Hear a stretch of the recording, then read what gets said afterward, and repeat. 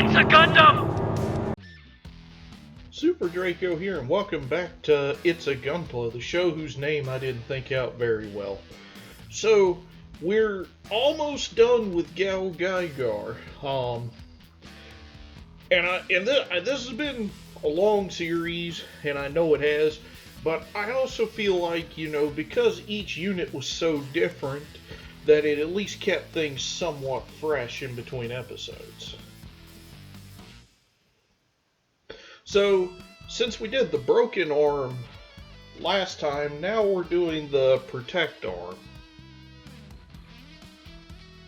So in the anime, this arm allows GaoGaiGar to use his Protect Shade ability.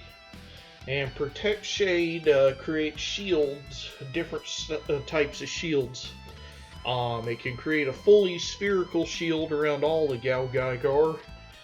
It can create flat shields, and then it can also create a shield that reflects an enemy's own attack into a star shape and then bounce it back at them. It's neat, it's silly.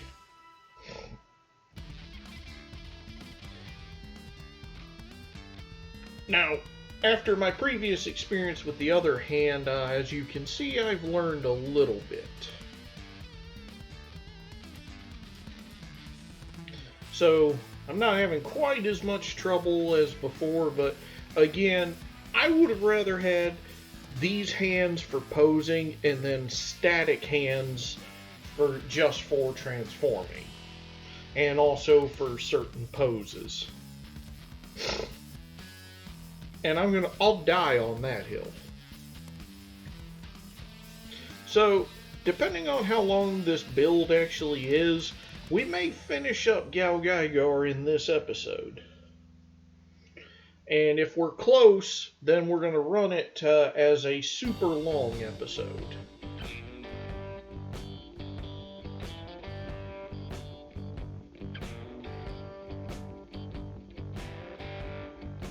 Now, as you can see, I'm actually installing that elbow piece backwards. So we will correct that eventually. And I hadn't really been thinking about it that much, but looks like I'm finally over being sick most of the way. I've still got some drainage, but the cough's gone, my voice is holding up strong, and I actually have some motivation back. So hooray! So in physical structure, the protect arm is basically the same as the broken arm. It's weird calling it the broken arm, but still, I think that's anime accurate to the description of GaoGaiGar's arms. So just like on the broken arm, that red piece can only fit in one orientation.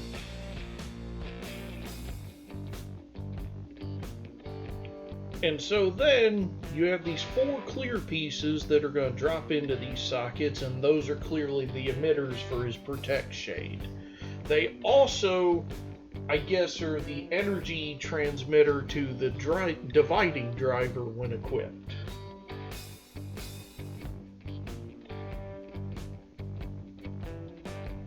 Now, I do kind of wish that they had a foil sticker that would go on the bottom of those so they would really stand out, really look like they're lit up, but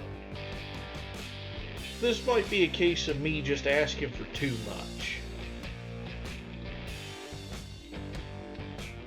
However, while it seems greedy, it never hurts to ask for more when you're the one paying money for it. Although in this case it was a gift, so I didn't pay any money for it at all. But again, you're never the bad guy to ask for your money's worth. And this has been Life Lessons with Super Draco. So as we can see, these are both easy to install, but also, if you're not super careful, they can also be a bit of a headache. Now I'm just going to use my old go-to, the tip of my nipper, because it's the perfect shape for pressing those in.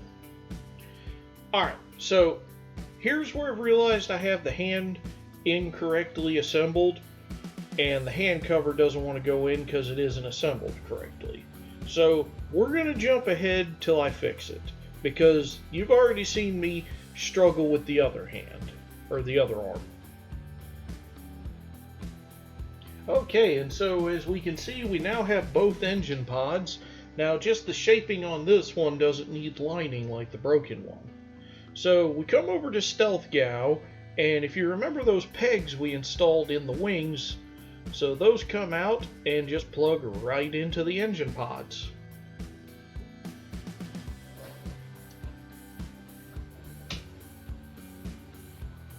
So in this configuration, you want Protect on the left and Broken on the right, because Stealth Gao mounts to GaoGaiGar's back upside down, which would put them on the opposite sides. So next we're going to do the lion's mane, because one of the both funny and kind of absurd things about GaoGaiGar is that when combining, Gaoleon gets an expanded mane, which gets even crazier on Genesix/Final GaoGaiGar. So the build for this is nothing super special.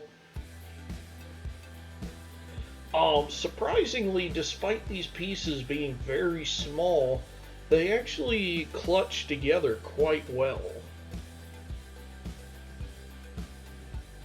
which is a positive, because if they didn't clutch together well, I would be gluing a lot of it.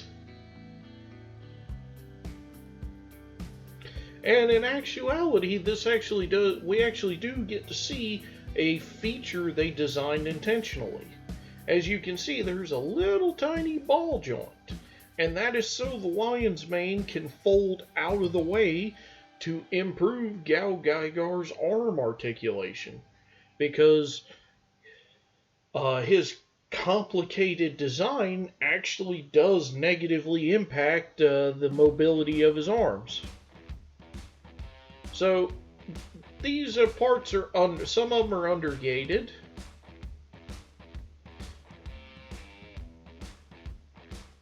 And unlike Zabungle, which I am still salty about, I should probably get over it, but here we are. It's 2025. I want to start the year right with a grudge. Anyway, that's a joke. That's a joke. So just trimming that up. Again, this is undergating done properly, because it's for parts where you don't want to have visual marks visible from specific angles. Now, I was just praising the clutch power of all this, but regardless, most of this is user error.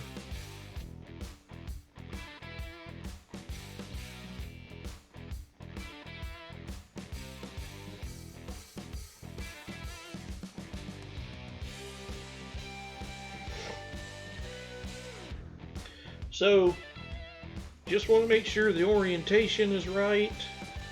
Again, this has a lot of small pieces, and this is a kind of thing you don't want to assemble and disassemble multiple times. Every time you snap and unsnap plastic, especially model plastic, it gets weaker every time because the contact points deform. So the sockets get looser, and then the pegs or pins or clips, whatever you want to call them, they get thinner because of the snapping and unsnapping, rubbing plastics away. Easily fixed, but at the same time, you never quite get the same fit as you did the first time. So now we're going to rinse and repeat for the other side.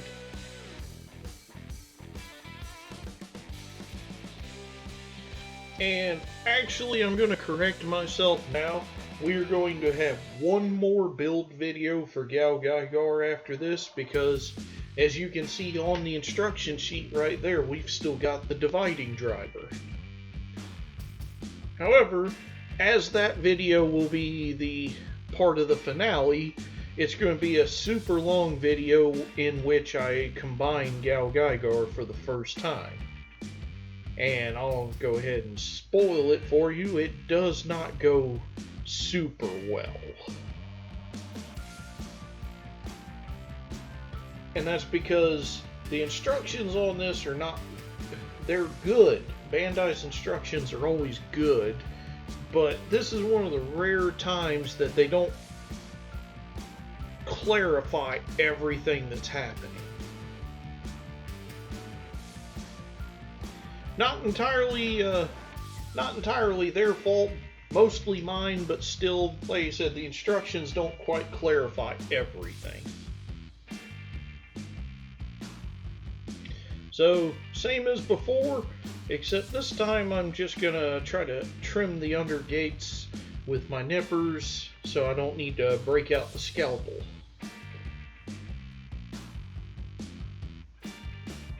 I think I've called it an X-Acto knife in the past, but that's a brand and it's just a scalpel. And I actually learned my knife skills with a scalpel in college doing dissections. So many dissections. Anyway.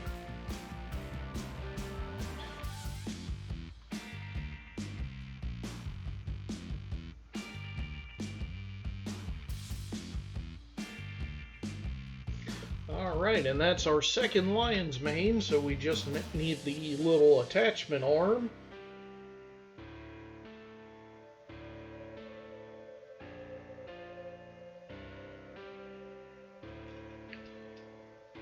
Which is a perfect mirror of the other one, which, is anyone here surprised? Because I'm not.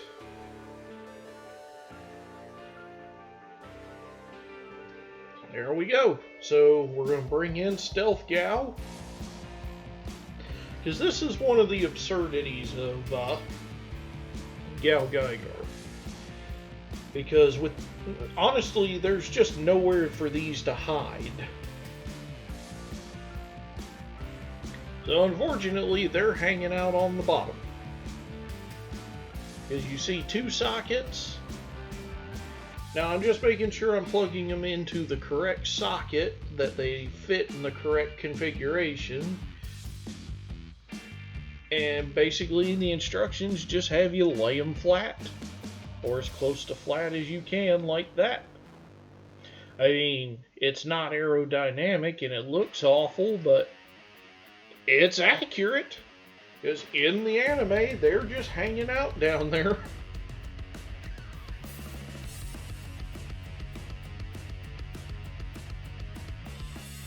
Now this is just me realizing I put it on the wrong side, because I may or may not have a bit of dyslexia when it comes to left and right.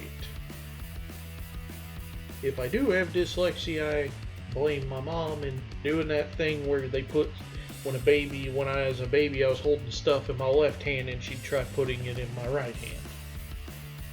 That's a joke, by the way. She actually did that, but I don't blame her. So anyhow, me goofing around the side, Stealth Gao is done. So we'll bring in the rest of it for a group shot, and I think that'll do it for this video. Thanks for watching. See you for the finale of GaoGaiGar in the next video. Check out my fantasy story, King of Mercenaries, on Fiction Press. Follow me on X at SuperDraco380.